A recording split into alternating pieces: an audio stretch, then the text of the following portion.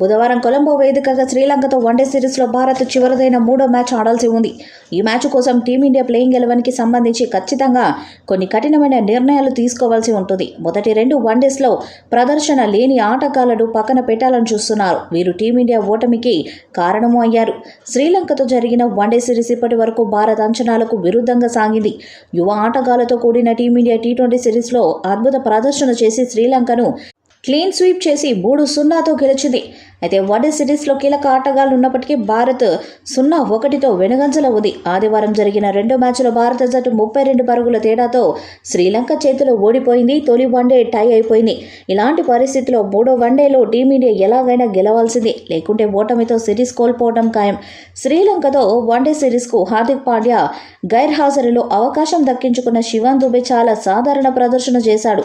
Batting చేస్తున్నప్పుడు spin బౌలర్లపై తన సత్తాను బట్టి భారీ హిట్స్ కొడతాడని అతని నుంచి ఆశించారు, కానీ అది జరగలేదు. టీమిండియాను విజయానికి చేరువ చేసిన తర్వాత మొదటి వన్డేలో దుబే అవుట్ అయిపోయాడు.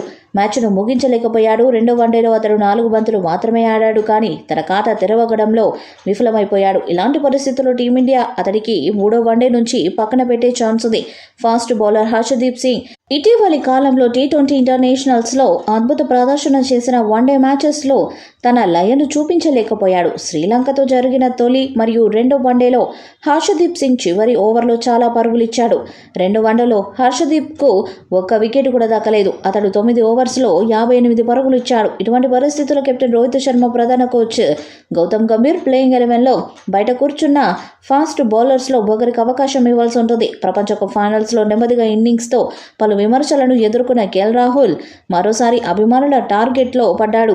తొలి వన్డేలో రాహుల్ 31 పరుగుల ఇన్నింగ్స్ ఆడాడు, కానీ అతను మ్యాచ్ను పూర్తి చేయలేకపోయాడు. అదే సమయంలో రెండవ వన్డేలో అతని ఖాతా కూడా తెరవలేకపోయాడు. అతడు కేవలం 2 బంతుల్లో అవుట్ అయ్యాడు. రాహుల్ ఆత్మవిశ్వాసం తక్కువగా ఉన్నట్లు కనిపిస్తుంది. ఇలాంటి పరిస్థితుల్లో నిర్ణయాత్మక మ్యాచ్లో రిషబ్ పంత్ను వికెట్ కీపర్ మరియు బ్యాట్స్మెన్గా ఆడించే ఆలోచనలో టీమిండియా ఉంది. కాబట్టి ఈ 3 మార్పులు జరిగే అవకాశం ఉంది.